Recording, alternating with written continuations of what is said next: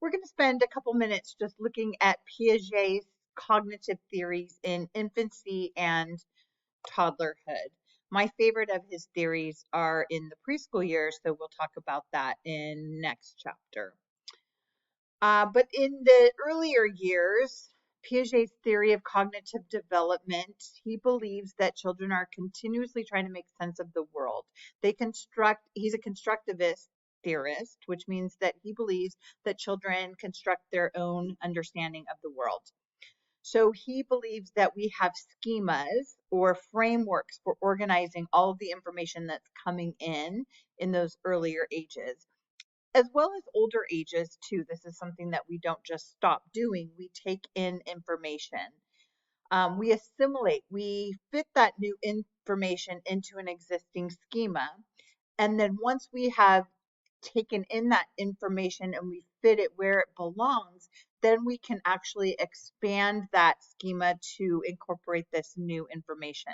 So as we're learning new information, there's something that's happening to you that is new or something that you're learning about.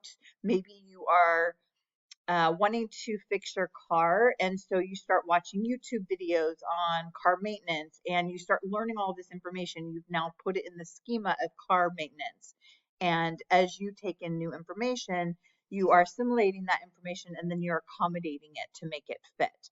So we can see how children do this when they are learning about new concepts. They might go to the zoo and see a zebra at the zoo, and the child says, wait, what is this zebra? And the mom says the zebra is a mammal. And so they assimilate that into their file folder schema of mammals. And then they say, oh, so it's a horse because it looks like a horse, right? It's just colored differently.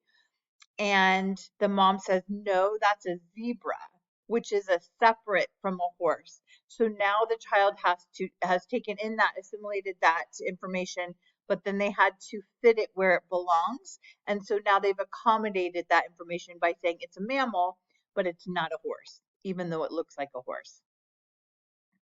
So Piaget believes that their sensory motor stage is in that first 0 to 2 years.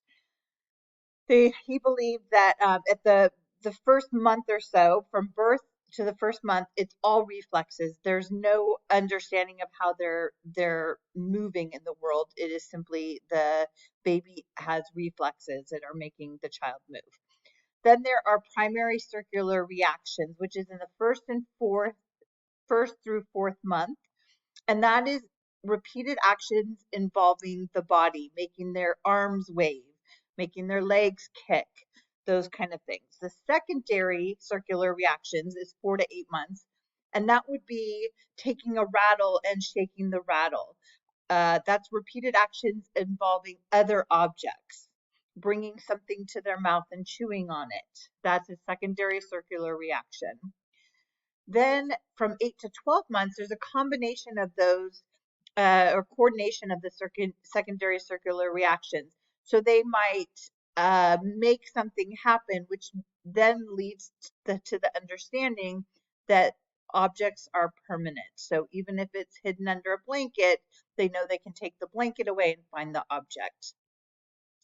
Tertiary circular reactions are between 12 and 18 months, and that is exploring the world in trial and error, trying to make things happen and not understanding if it's going to happen or not.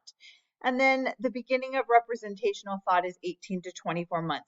So that's when they can use symbols to represent ideas. That's when they see the McDonald's arches and driving along the highway and they say McDonald's. They know what that is because the M represents McDonald's. That also might look like a child in make-believe play and takes a banana as a telephone. They're using symbols or other things to represent something. So you can see the 6 stages of the sensory motor period, which is Piaget's belief, and that's it. The criticisms of Piaget, there are a couple listed in the book, but also I wanted to say that there are some there are a lot of theorists out there that are just trying to disprove Piaget's theories all the time. And I think they've made some really good points, especially in his preschool ages. He believes that children are not able to take the perspective of another person, that they're selfish that way. But people have been disproving that. And the other criticism of Piaget is that he did not test any of these theories on large groups of children. He tested them on his own children. And so that's not typically how scientific research is done. It's done in controlled settings with, you've learned a little bit of psychology and how they set up experiments. But he did not do that.